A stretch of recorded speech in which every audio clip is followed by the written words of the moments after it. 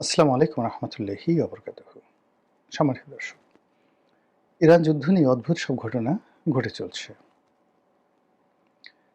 প্রতিদিন যুদ্ধক্ষেত্রে যেভাবে অদ্ভুত ঘটনা ঘটছে, যুদ্ধের বাইরে আরব দেশসমূহ, আরব দেশের যে প্রতিবেশী রয়েছে, উত্তর আফ্রিকা যেমন মিশর, লিবিয়া, তার সঙ্গে সঙ্গে ইথিওপিয়া, উগান্ডা, এ সকল অঞ্চলে পুরো রাজনীতির কোর্স এখানে উল্টে গেছে। ইরানের সীমান্তবর্তী যে সকল দেশ রয়েছে, তুরস্কর পর এদিকে রাশিয়া, তারপরে আফগানিস্তান, এই পুরো যে ইরানের যে চারিদিকে যে প্রতিবেশী, তার সঙ্গে সঙ্গে আরব দেশে যে সকল হরমুজ প্রণালীর চারিদিকে যে দেশগুলো রয়েছে, Qatar, Bahrain, Saudi Arabia, Saudi Arabia সরাসরি নেই, পরে আর কি, তো দুবাই, মানে এখানে রীতিমতো পুরো রাজনীতির যে খেলা জমে উঠেছে, এই খেলা দ্বিতীয় বিশ্বযুদ্ধের আগেও এতটা নির্মম নিষ্ঠুর হয়নি। এই যুদ্ধে সরাসরি ইসরায়েল এবং আমেরিকা জড়িত। আর ইরানের সঙ্গে দৃশ্যত কেউ নেই, কিন্তু এখানে তুরস্ক লজিস্টিক সাপোর্ট দিচ্ছে। ইরানের সাথে চীন এবং রাশিয়া পরিপূর্ণভাবে তারা তাদের সমস্ত প্রযুক্তি দিয়ে, টাকা দিয়ে, অর্থ দিয়ে ইরানকে সর্বোচ্চ সহযোগিতা করে যাচ্ছে। যুদ্ধের ময়দানে ইরান একের পর এক আশ্চর্য ঘটনা ঘটিয়ে চলেছে এবং এখন পর্যন্ত ইরান তাদের মধ্যম রেঞ্জের যে সকল অস্ত্র-শস্ত্র রয়েছে, এগুলো ব্যবহার করছে এবং ব্যবহার করে আসলে সত্যিকার অর্থে ইসরায়েলের যে কী পরিমাণ ক্ষতি করেছে আমরা জানি না। ইসরায়েলের নিয়ন্ত্রিত মিডিয়ার কারণে তাদের যে অভ্যন্তরীণ যে সকল ক্ষয়ক্ষতি, ওখানকার রাজনীতির যে পরিস্থিতি, এটার যে একেবারে হুবহু অবস্থা, সেটা আমরা জানতে পারি না এবং এই কারণে যে যার মতো করে পছন্দ মতো ন্যারেটিভ তৈরি করে এই যুদ্ধকে আরও ভয়াবহ করে তুলেছে। অন্যদিকে ইরানের অভ্যন্তরেও কী পরিমাণ ক্ষয়ক্ষতি হয়েছে এবং ইরান এই মুহূর্তে আসলে কেমন আছে, এটাও আমরা কিন্তু জানি না। আমরা আমাদের আবেগ অনুযায়ী যারা পশ্চিমা ঘেঁষা, তারা আমেরিকা এবং ইসরায়েলের পক্ষে কথা বলছে এবং আমি এখনও দেখলাম যে ডোনাল্ড ট্রাম্প যে কথা বলছেন, হাজার হাজার মানুষ তাকে সমর্থন জানাচ্ছেন।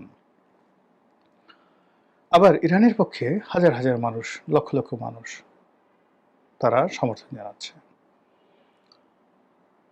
কিন্তু যেটি সত্য, একেবারে ধ্রুব সত্য, সেটি হলো এই যুদ্ধের আগে ইরানের যে রাজনৈতিক পরিস্থিতি ছিল, বিভেদ ছিল এবং অনেকে রেজিমের বিরুদ্ধে বা রেজিম চেঞ্জের জন্য আমেরিকা এবং ইসরায়েলের সহযোগিতা পর্যন্ত নিয়েছিল, তারা সবাই এখন প্রো ইরানিয়ান হয়ে গেছে, দেশপ্রেমিক হয়ে গেছে।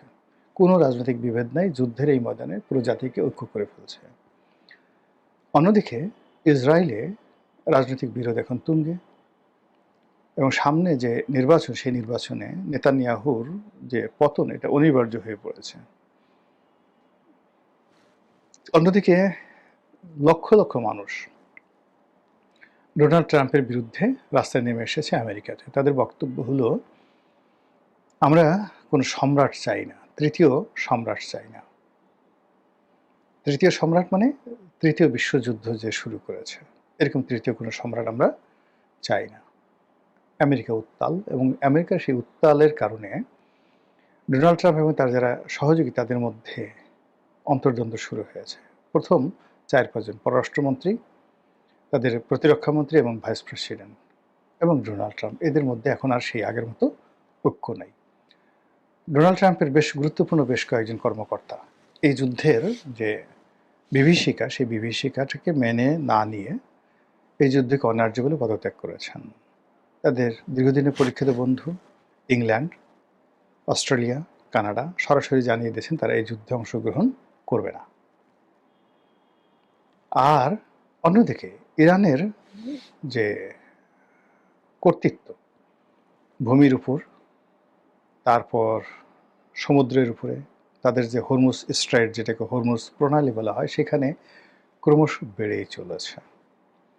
তারা যেভাবে নির্বিবাদে একই সঙ্গে আক্রমণ চালিয়ে মধ্যপ্রাচ্যে আমেরিকার 17টা ঘাঁটি সম্পূর্ণ মাটির সঙ্গে মিশিয়ে দিয়েছে, সে সকল ঘাঁটিতে একজন আমেরিকান সৈন্য নেই। এবং ওখানে যে সকল আমেরিকান সৈন্য ছিল তারা বিভিন্ন হোটেলে পালিয়ে গেছে, অনেকে সেই দেশ ছেড়ে চলে গেছে। এবং যে সকল জেনারেলরা, আমেরিকার বড় বড় জেনারেলরা বিভিন্ন হোটেলে ছিল, সেই সকল হোটেলে পর্যন্ত ইরানিয়ান যে মিসাইল, সেই মিসাইলের আক্রমণ চলেছে, হোটেল ভ্যানিশ করে দেওয়া হয়েছে। আনবিলিভেবল। এরই মধ্যে বেশ কয়েক দফা ভূমিকম্প হয়ে গেছে ইরানে। সবাই বলার চেষ্টা করছে ইরান পরমাণু বোমার মালিক হয়ে গেছে, পরমাণু বোমা আবিষ্কার করে ফেলেছে। আর আরেকটি কারণ হলো যে হঠাৎ করে এখানে পাকিস্তানের সঙ্গে আমেরিকার সম্পর্ক একটা দাকুমরার মতো পর্যায়ে চলে গেছে।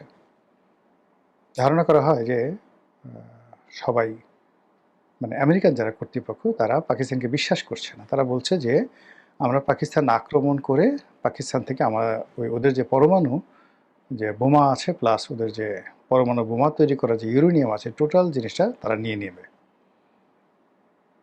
পাকিস্তানে বলছে এই ধরনের কোনো কর্ম হলে তারা দিল্লি গুড়িয়ে দেবে, শেষ করে দেবে। এটা কারণটা কি? কারণটা হলো সবাই জানে যে পাকিস্তানের যে আব্দুল কাদির, যে এই পরমাণু গবেষণার যিনি প্রধান ছিলেন, তিনি গোপনে এই প্রযুক্তি উত্তর কোরিয়াকে তিনি বিক্রি করে দিয়েছিলেন। ফলে এই পাকিস্তান এই সময়টাতে হয়তো তাদের সেই প্রযুক্তি ইরানকে দিয়ে দিয়েছে, অথবা পাকিস্তান এই প্রযুক্তির সাথে যারা জড়িত ছিল তাদের একটা বিরাট অংশ সব পক্ষ ত্যাগ করে তারা ইরানে চলে গেছে। এই জন্য পাকিস্তানের হাতে পরমাণু এই বোমা এবং ইউরেনিয়াম নিরাপদ না, এই জন্য আমেরিকা তাদের কাছে নিয়ে যেতে যাচ্ছে। এবং এই সন্দেহ থেকে সবাই বলা বলি করছে যে ইরান পারমাণবিক বোমা তৈরি করে ফেলেছে এবং ইতিমধ্যে তারা সেটা পরীক্ষা করে ফেলেছে।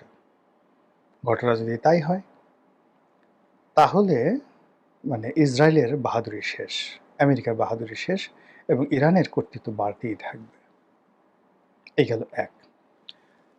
আর এই সন্দেহটা আরো প্রবল থেকে প্রবলতর হচ্ছে অন্য একটি কারণে। সেই কারণটি হলো লক্ষ লক্ষ ইরানি তারা রাস্তায় নেমে আসছে। তারা বলছে যে আমাদের পরমাণু শক্তিধর হতে হবে, যে কোনো মূল্যে পারমাণবিক বোমা বানাতে হবে, যে কোনো মূল্যে, এই দাবি।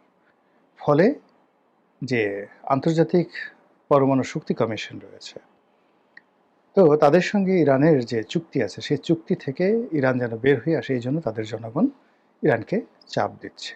ইট মিনস ইরান পারমাণবিক বোমা আলটিমেটলি তৈরি করে ফেলেছে। এই কারণে কি হলো, ডোনাল্ড ট্রাম্প এবং তার যারা লোকজন আছে উপরে উপরে যতই তারা কথা বলুক না কেন, কিন্তু তলে তলে তারা মিশরকে হাতে পায়ে ধরছে, তুরস্কের হাতে পায়ে ধরছে, তারা পাকিস্তানের হাতে পায়ে ধরছে, যেন তারা ইরানের সঙ্গে তাদের একটা বন্ধুত্ব পেয়ার করিয়ে দেয়, একটা সমঝোতা করিয়ে দেয়। অন্যদিকে যুদ্ধ যাদের কারণে অনিবার্য হয়ে পড়েছে, ইসরায়েলের নেতানিয়াহু, ইসরায়েলের গোয়েন্দা সংস্থা মোসাদ, সৌদি আরবের ক্রাউন প্রিন্স মোহাম্মদ বিন সালমান এবং সংযুক্ত আরব আমিরাতের রাজপরিবার, তাদের সঙ্গে ডোনাল্ড ট্রাম্পের সম্পর্ক তলানিতে। আজকেই দেখলাম সৌদি আরবের বাদশাকে কটাক্ষ করে খুবই অপমানজনক মন্তব্য করেছেন ডোনাল্ড ট্রাম্প। অথচ তার সঙ্গে কিন্তু তার দীর্ঘদিনের ডোনাল্ড ট্রাম্পের যে বিপদ, সেই বিপদের সময় কিন্তু এই সৌদি রাজপরিবার তার পাশে ছিল।